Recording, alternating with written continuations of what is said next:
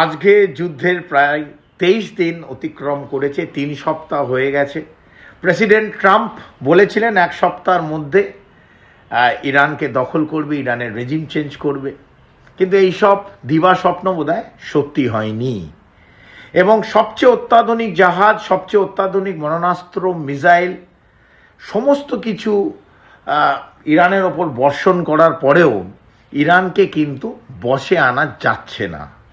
এবং আমরা ইতিমধ্যে দেখেছি মার্কিন যুক্তরাষ্ট্রর প্রেসিডেন্ট ট্রাম্প বিভিন্ন ন্যাটো যে রাষ্ট্রগুলো আছে তার কাছে কাকুতি মিনতি করছে যে হরমুজ প্রণালী কিন্তু কিছুভাবে খুলতে হবে। আমেরিকা ইসরায়েলের মতন এত বড় সামরিক শক্তি এই হরমুজ প্রণালীতে কিন্তু নাকানি চমনি খাওয়াচ্ছে ইরান। এই হরমুজ প্রণালীতে কেন, মানে এই ইরান এই শক্তিটা পাচ্ছে কোথার থেকে? এই হরমুজ প্রণালীর ঠিক নিচে ইরান কিন্তু একটা সাক্ষাৎ দোজক বানিয়ে রেখেছে এই খামেনির দেশ। সেই দোজকের জন্যে কিন্তু পুরো পশ্চিম ইতিমধ্যে জ্বলছে। পৃথিবীর বেশ কিছু জায়গা আছে এত সুন্দর, এত পর্যটক যায়, কিন্তু এই সৌন্দর্য কিন্তু কোনো সময় মানে সেই জায়গার কাল হয়ে ওঠে এবং ধ্বংসের বীজটাও নিয়ে আসে। ইরানের এমনই একটা দ্বীপ আছে, এই বন্দর আব্বাসের ঠিক 22 কিলোমিটার দক্ষিণে এই দ্বীপটার নাম কাসেম দ্বীপ। এক সময়ে মানুষ কিন্তু এই দ্বীপে ঘুরতে আসতো, পর্যটনের জন্য আসতো। নীল জল, তার সবুজ বন, অদ্ভুত সব পাথরের খাঁজ দেখতে, বিভিন্ন ম্যানগ্রোভ ফরেস্ট, সল্টের গুহা, এই সমস্ত দেখতে বিশ্বের বহু জায়গা থেকে এই কাসেম দ্বীপে কিন্তু সবাই ঘুরে এসে দেখতে। এটা একবারে বন্দর আব্বাস এবং হরমুজ প্রণালী ঠিক 22 কিলোমিটার দূরে একটা দ্বীপ।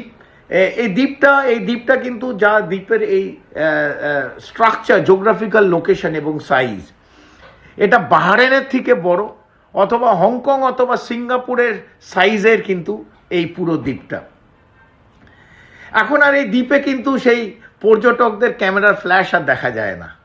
মাটির নিচে তৈরি হয়েছে একটা ভয়ঙ্কর সব মরণাস্ত্র এই বানাবার ফ্যাক্টরি, যেখানে কমপ্লিট একটা নেটওয়ার্ক অফ টানেল তৈরি করা হয়েছে এবং সোজা গোদা বাংলা ভাষায় যেটা আমরা মিসাইল সিটি বলি, এই মিসাইল সিটি নিয়ে কিন্তু কোনো গণমাধ্যম ইতিমধ্যে কথা বলেনি, খুব অল্প অল্প।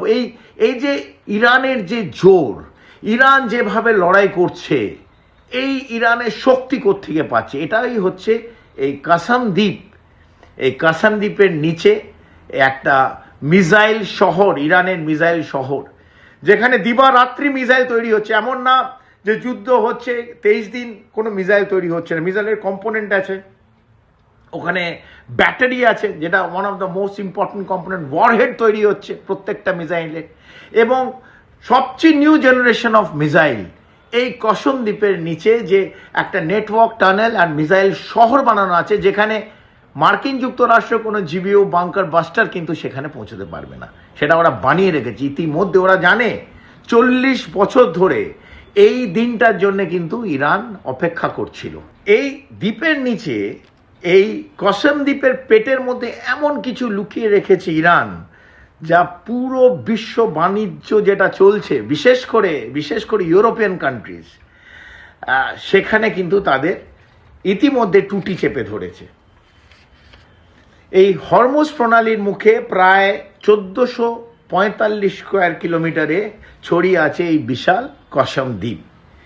এই দ্বীপে ওপরে কিন্তু বাস করে প্রায় 1,47,000 মানুষ, খুব সাদাসিধে মানুষ। তাদের দৈনন্দিন জীবন এই মাছ ধরে চলে, এই সমুদ্রের যে খনিজ আছে সেগুলো ওরা নেয়, সেগুলো দিয়ে ব্যবসা বাণিজ্য করে। এরা খুব মিষ্টি ভাষায়, বন্দরি ভাষায় কথা বলে। সমুদ্র কিন্তু তাদের অন্নদাতা। এবং একটা গল্প বলি, প্রতি বছর নওরোজ সৌদি বলে একটা ওদের উৎসব হয়। এই যারা দ্বীপে বাস করে তারা ওই দিন এইটাকে বড়ভাবে মানায়, ওদের বড়দিনের হিসেবে মানায়, এবং তারা সেদিন কিন্তু ওই সমুদ্রে কোনো জাল ফাড়ে না। এই পার্সিয়ান গালফে যে সমুদ্র, সেখানে কোনো জাল ফেলা হয় না, এবং সমুদ্রকে তারা সেদিন পুজো করে, উৎসর্গ করে, মাছ ধরে না সেদিন, কারণ সমুদ্রই তাদের জীবনটা কিন্তু বাঁচিয়ে রেখেছে। কিন্তু এই যে এত সুন্দর পরিবেশ, এত সুন্দর জায়গা, এখানে এত হাজার হাজার পর্যটক ঘুরতে আসে, কিন্তু এই যে ভূ রাজনীতির দাবানল আর এই ক্ষমতার লোভ এই সমস্ত জায়গা কিন্তু জ্বালিয়ে শেষ করে দেয়। এবং আমরা দেখেছি যেখানে যেখানে এইভাবে ভূ রাজনীতির যে দাবানল জ্বলছে, তার পেছনে কিন্তু একটা নাম বারবার ভেসে ওঠে, সেই সেই সেই রাষ্ট্রের নাম মার্কিন যুক্তরাষ্ট্র। তারা চায় পুরো পৃথিবী তাদের জুতোর তলায়। আমি এই কথাটা হয়তো আমার বলা উচিত নয়, তবে তারা চায় সেভাবে, তারা দেখাতে চায়, এবং তাদের পরম বন্ধু ইসরায়েলও তার থেকে কিন্তু পিছিয়ে নেই। এবং ইসরায়েলও চায় যে এই কমপ্লিট মধ্যপ্রাচ্য যেন তাদের কন্ট্রোলে থাকে, এবং তার বড় ভাই আমেরিকা সেইভাবেই কিন্তু তাদের সাহায্য করছে। এই এপিক ফিউরি যখন শুরু হলো 28শে ফেব্রুয়ারি, 7 দিনের মধ্যে আমরা প্রথম দেখলাম কি, এই কাসম দ্বীপের ওপর একটা ডিস্যালিনেশন প্ল্যান্ট আছে, কারণ এখানে কোনো মিষ্টি জল নেই। এই আমি যেটা বললাম, 1,47,000 লোক, তাদের জীবনযাপন চলে হচ্ছে যে মিষ্টি জলটা কোথায় পাবে, মিষ্টি জল নাহলে জল কোথা থেকে খাবে। তো যে ডিস্যালিনেশন প্ল্যান্টটা ছিল এই কাসম আইল্যান্ডের, কাসম দ্বীপের ওপর, প্রথম কিন্তু আঘাত করলো মার্কিন যুক্তরাষ্ট্র। তাদের এই সমুদ্র জল থেকে যেটা মিষ্টি জল বানায়, ডিস্যালিনেশন প্ল্যান্ট, সেটাকে কিন্তু ধ্বংস করলো, প্রথম ধ্বংস করলো আমেরিকা। এটা সঙ্গে সঙ্গে কিন্তু IRGC, ইরানও বসে নেই, যেভাবে ধ্বংস করলো। 2 ঘন্টার মধ্যে বাহরাইনে যে ডিস্যালিনেশন প্ল্যান্ট, বাহরাইনে যে US বেস, কারণ এই আঘাতটা এনেছিল কিন্তু বাহরাইন থেকে, সেটা কিন্তু IRGC সঙ্গে সঙ্গে সেখানেও প্রত্যাঘাত কিন্তু করতে পিছোয়নি। তাই এই দিনের পর আমরা দেখলাম যে এপিক ফিউরি, আমি এটাকে এপিক ফেলিয়ার বলি, এই যুদ্ধের ধারাটা কিন্তু আস্তে আস্তে অনেকটা চেঞ্জ হয়ে গেল। এই কাসম দ্বীপটা অনেকটা দেখবেন যে দেখতে যেমন ওপর থেকে যদি এর আপনি ভৌগোলিক চিত্রটা দেখেন, এটাকে অনেকটা USS ফোর্ট মতন, যেটা একটা এয়ারক্রাফট ক্যারিয়ার, একটা আনসিঙ্কেবল এয়ারক্রাফট ক্যারিয়ার মতন, বিরাট জাহাজের মতন তার প্রকৃতির রূপ, এবং তার তলায় কিন্তু গড়ে উঠেছে এই বড় মিসাইল সিটি, যেখানে অনেক ফাস্ট অ্যাটাক স্পিডবোট আছে, যে মেরিন বোট ওখানে লোকানো আছে, ওখানে অ্যান্টি শিপ যে বিভিন্ন ক্ষেপণাস্ত্র সেগুলো ওখানে তৈরি করে লোকানো আছে, ওখানে আছে বিভিন্ন the latest generation of missile, যেটা ইরান কিন্তু এখনো সেভাবে ইউজ করেনি। একটাই শুধু বার্তা দিয়েছিল এই ডিয়েগো গার্সিয়ায়, যে আমরা কিন্তু 2000 কিলোমিটার অবধি পৌঁছতে পারি। একটা বার্তা দিয়েছে এই পশ্চিম দেশগুলো, সে যেখানেই হোক, জার্মানি থেকে, সুইজারল্যান্ড থেকে, ফ্রান্স, ইরান বলেছে যদি আমাকে আঘাত আনো কোনোভাবে, আমরা কিন্তু তোমার রাষ্ট্রে পৌঁছে যেতে পারি। এবং ইরানের সবচেয়ে বড় যে শক্তি, সেটা হচ্ছে মিসাইল আর্সেনাল, আমি বারবার বলেছি।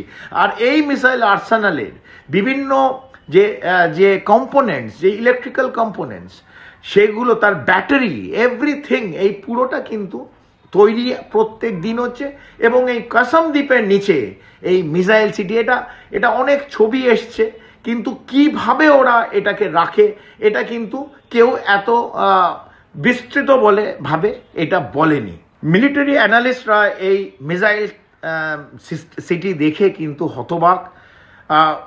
ওরা ভেবেছিল, যারা বিশেষ করে মার্কিন যুক্তরাষ্ট্রের মিলিটারি অ্যানালিস্ট, যারা পিট হেগসেথ, যে ওয়ার সেক্রেটারি, যে অ্যাডভাইস করছে মার্কিন যুক্তরাষ্ট্রকে, তাদের চিন্তাধারায় ছিল যে IRGC যে কমপ্লিট লিডারশিপ অথবা আয়াতুল্লাহ খামেনিকে যদি মারা যায়, তাহলে বোধহয় ইরান পরের দিনই তাদের জুতোর সামনে ষষ্ঠাঙ্গে শুয়ে পড়বে।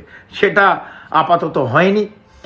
পেন্টাগন বুঝতে পারিনি যে এই মিসাইল সিটির অত্যাধুনিক যে মিসাইল, তাদের ক্ষমতা, এর এর এর দূরদৃশ্যতা আমার মনে হয় পেন্টাগনের কোথাও ছিল না।